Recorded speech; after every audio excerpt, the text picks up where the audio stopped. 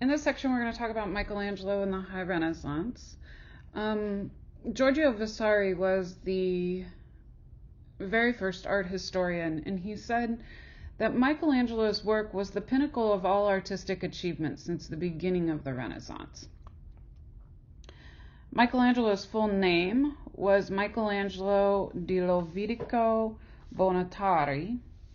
He was born in a village near Florence, and he apprenticed with Giero Landau, which is where he met Donatello and the Medici family.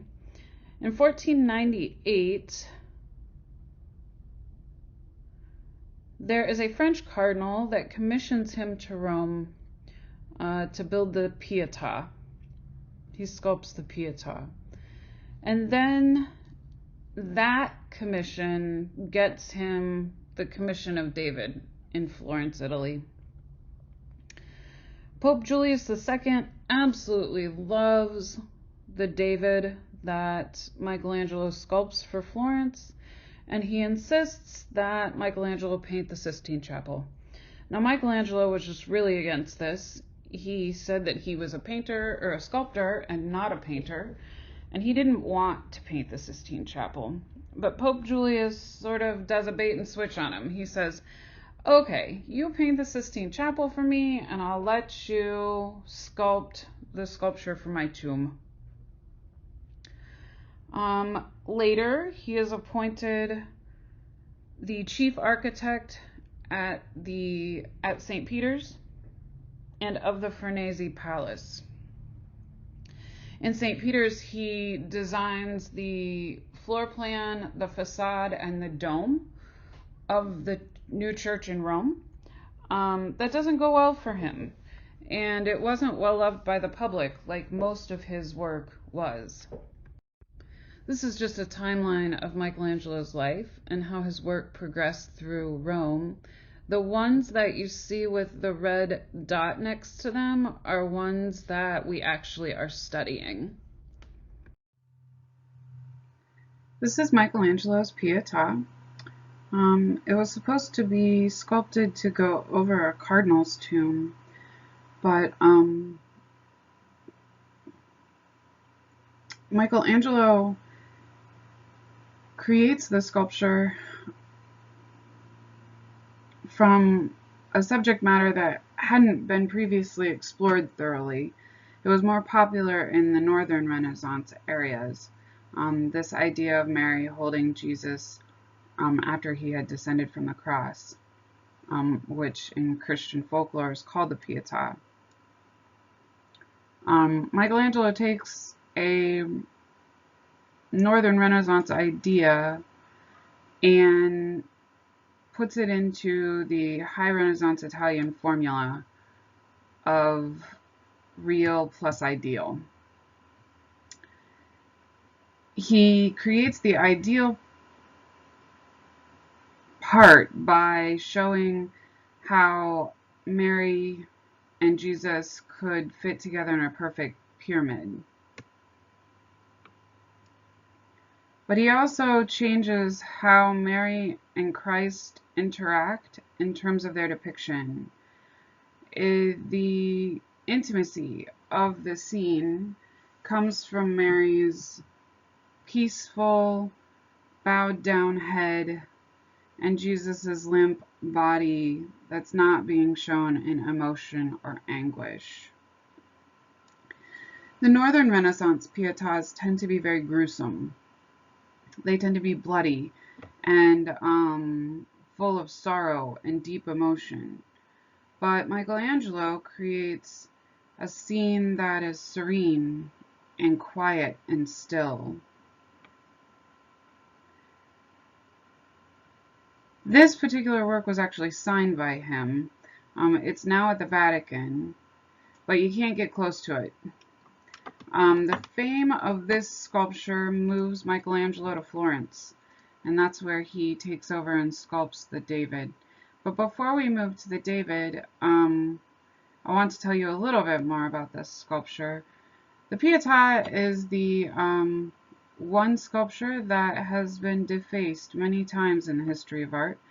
It creates such an emotional reaction from viewers that they've had to put it behind plate glass so that you can't get close to it, because it's been damaged many times by viewers taking uh, objects to it and hammering it and things like that. So let's look at David. The sculpture of David was commissioned to be set at the facade of the Florence Cathedral. It was commissioned by the Republic of Florence, and it was commissioned after the Republic had fallen out of control of the Medici family and into the occupation of the Goths. The Medicis in the early Renaissance had economically fueled most of Florence. Unfortunately, now the Goths are in control of the economic resources and the lawmaking that's going on in Florence. The Medicis have been exiled. They were exiled in 1494 because they were so powerful. There were laws against people having too much wealth or too much money and too much control, in the government. And so they were exiled. The city of Florence was constantly under the threat of invasion because it had lots of natural resources, but also just because that was the climate of the Italian side, or of Italy at that time. When the Republic commissions Michelangelo the David, they wanted to go on the facade of the Florence Cathedral. It was originally made for a space that would be 30 feet off of the ground. It took Michelangelo 3 years to make the work of art, and he sculpted it from a block of stone that had actually been quarried about 40 years prior. It had a flaw in it, and he was trying to figure out what he wanted to do with that particular piece of marble, and for whatever reason, he felt like David could come from that particular piece of marble.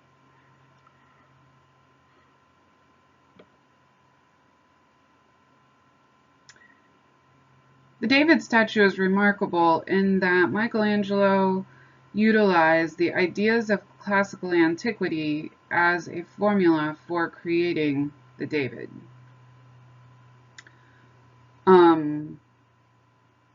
Michelangelo fully masters at this time the ideals of classical antiquity.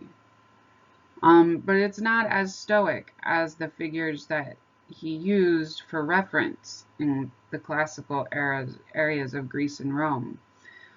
Classical sculptures often look very serene. They don't look like they have a whole lot of energy or excitement going on. They just look sort of like a marble copy of a human body. And so Michelangelo completely interprets the story of Goliath and David differently than what we're familiar with. Look closely and see if you can figure out what part of the story of Goliath and David that Michelangelo actually keeps.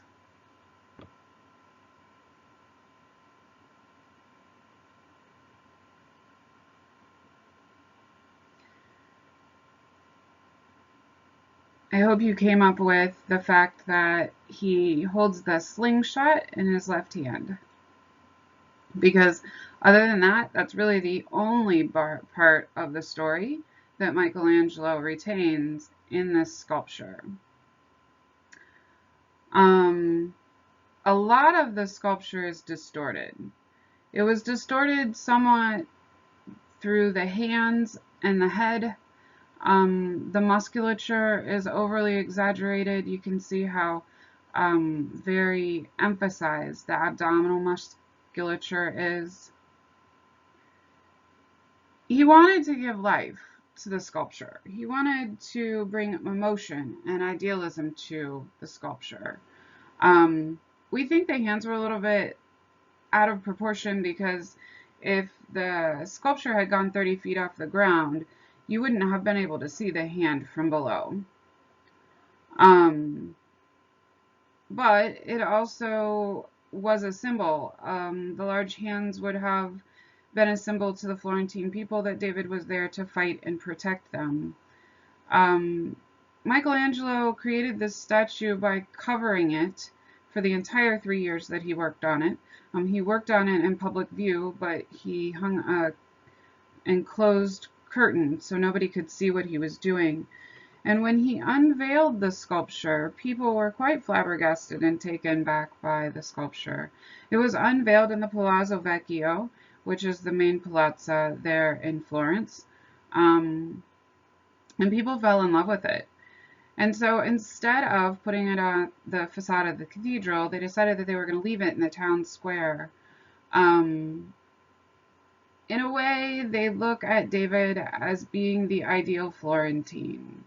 When the Medicis were exiled, the economy of Florence went down, the civic pride of Florence was rattled, and things were a little chaotic. And so the David sits pointed towards the river, hoping to watch in return for the Medici family. You can see that in depicting the story, Michelangelo keeps the sling that David used to shoot the stone at Goliath. But we see a very different David than what we saw in the early Renaissance. We see a David that's strong and powerful, and is a grown man.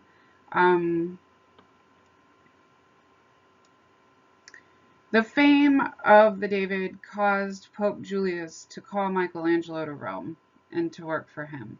And so this was a major movement in Michelangelo's career because he started in Florence and then ended up moving to Rome, where a lot of his works are in the Vatican.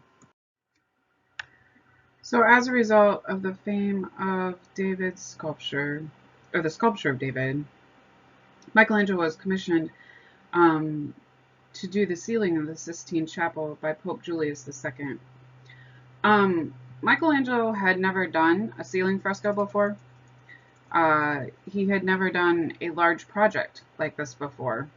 And in fact, when given the commission, he told Pope Julius II that he didn't want to do it. He said, "I'm a sculptor, not a painter." And Julius said, "Okay, you do a fresco for me, and I will commission a sculpture from you right after you finish it."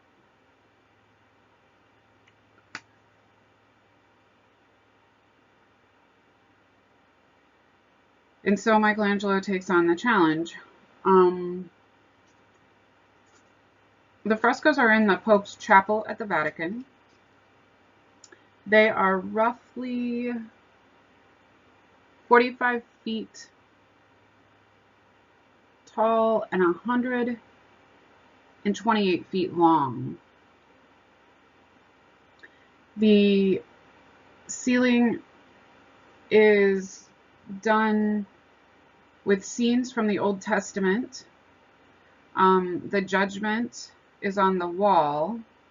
Creation, fall, redemption narratives, the Ignudi, ancestors, prophets, sibyls,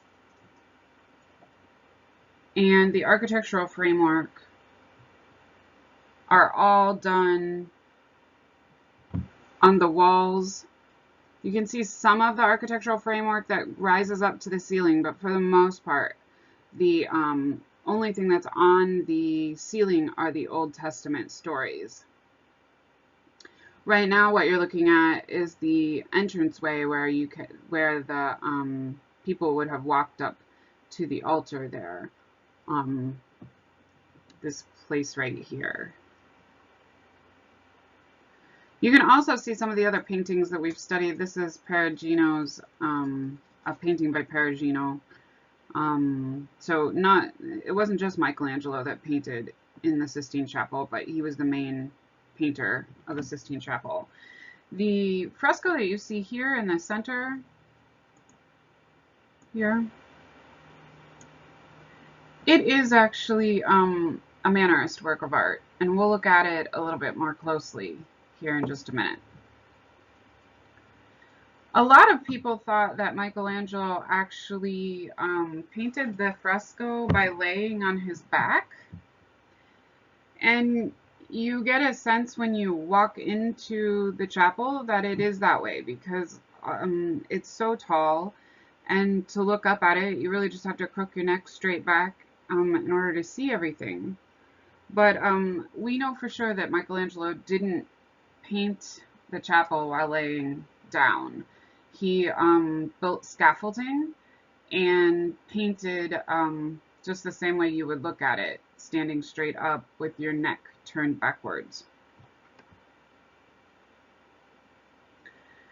When he first begins, you can tell that he's still working out some of the details in the representation of the figures, because they're not as strong as the ones that you see at the very end.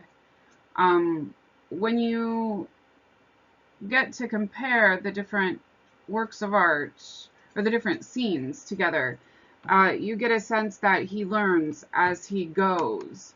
He's not willing to do the painting sort of half, and he's never painted a fresco before. And so because of this, he's really got this big learning curve that he's got to figure out. And he wants the painting to be professional and to look good or better than all of his other artist friends that are painters. And so he really just isn't willing to give himself a break when it comes to the learning curve. He was really close to the fresco whenever he started painting it, like physically from where he was standing to the fresco.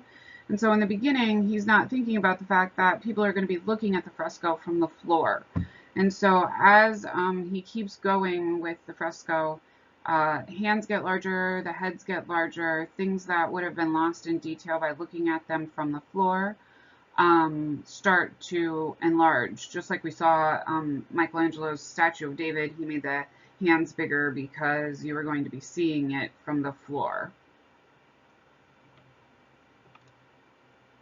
So after he gets like the solid hang of things when it comes to the representation of the figures, he finally moves on to paint what would be considered one of the most important masterpieces in the ceiling frescoes. That would be the creation of Adam.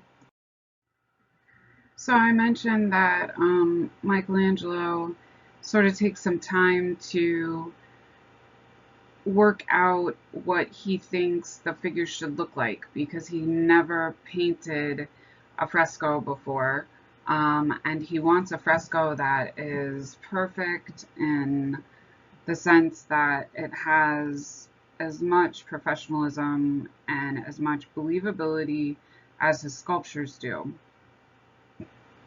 When he first begins the ceiling frescoes, you can see that he's still working that information about the figure out.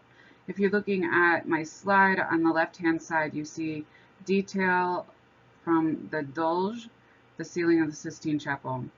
That particular painting, you can see that he really doesn't focus on the features of the face quite so much, and you can't see the hands very well.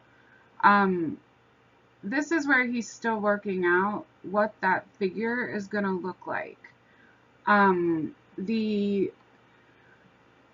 only does he change the way he represents the facial features and the hands and the feet, he also makes the colors stronger, and he makes the compositions a lot simpler. So the piece that you see here on the left is one that was done before the piece here on the right. The piece on the right is the Sibyl. He painted it about a year. Well, at some point we know he took time off of painting this Sistine Chapel. Pope Julius was running out of money, and Michelangelo was really fighting. He did not want to paint it. And in fact, he went to Pope Julius and said, I really don't want to do this. And Pope Julius says, please finish it for me and I will commission this sculpture from you. And so he goes back to finish it. And you can see that the paintings tend to be a lot more sculptural in feeling. They have a lot more weight to them. They're simpler. The painting of the Sibyl has very clear facial features.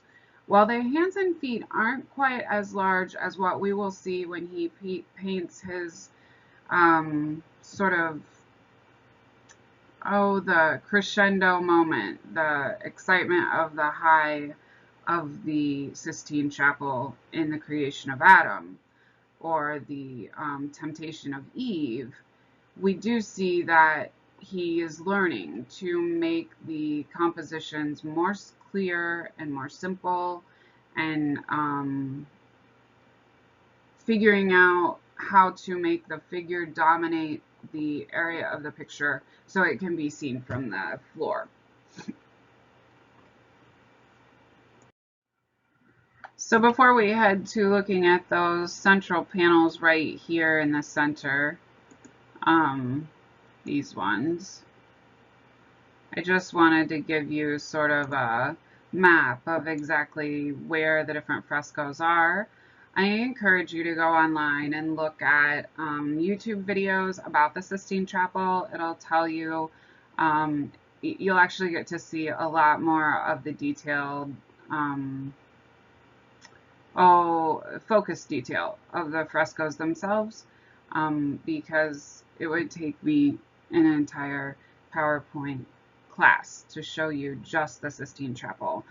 So I really encourage you to do outside research about this if you're interested in it, because the paintings are just fascinating and you'll learn a lot. So here you see Michelangelo's creation of Adam. It's on the Sistine Chapel ceiling. It was the final 3 center panels that Michelangelo created.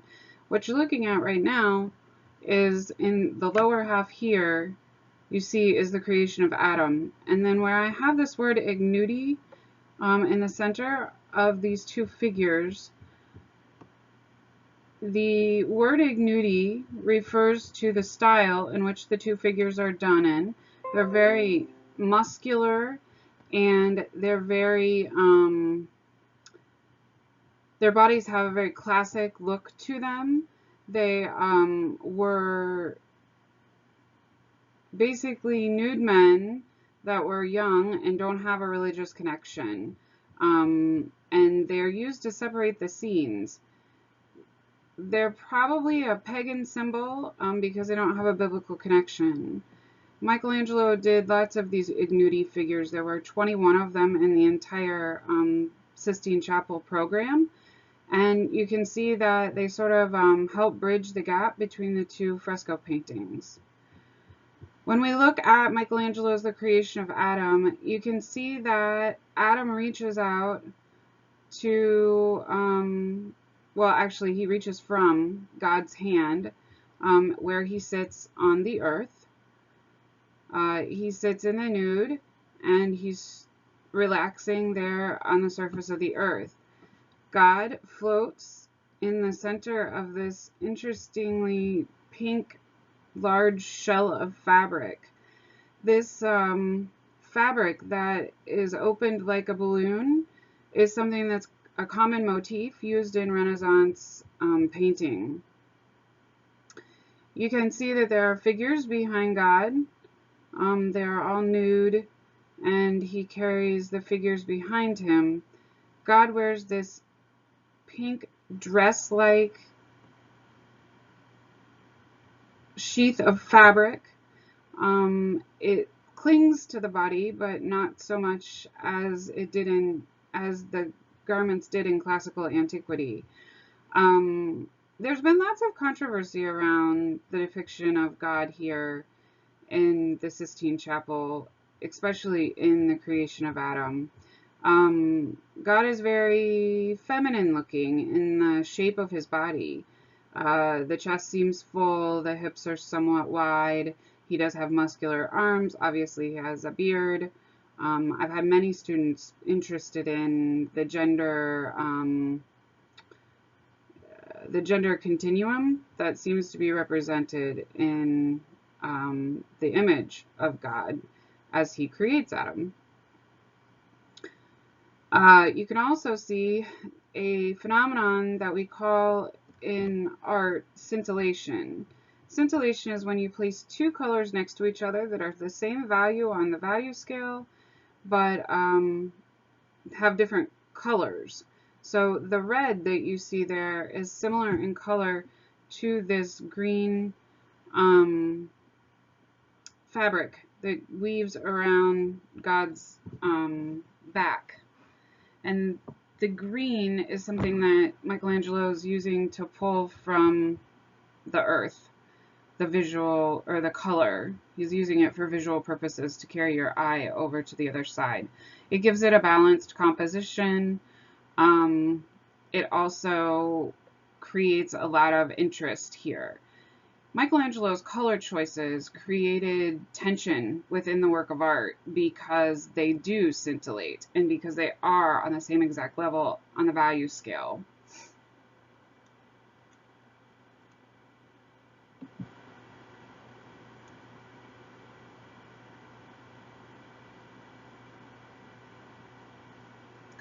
Michelangelo places the figures in a way that creates a balanced composition. There are more figures behind God because Adam sits on a larger space of earth. The tension is also created because Adam and God are almost touching hands, not quite there.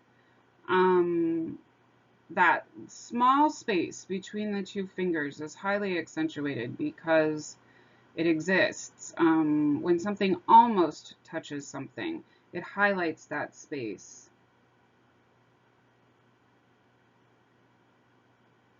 The narrative actually reads from left to right, not right to left like we usually see. So we usually read from right to left. Here we see that the narrative is God transforms Adam from the left hand to the right side.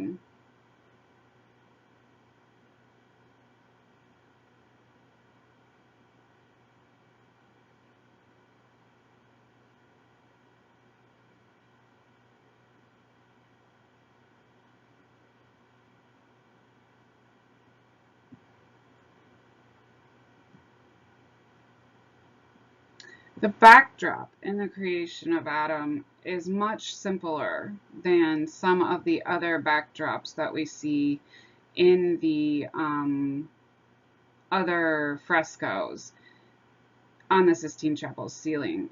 It's because the thing that's going on is the most important thing in the painting. Michelangelo wants the creation of Adam to be the main dominant message in the painting. But I also think it has to do with the readability from the ground looking upward.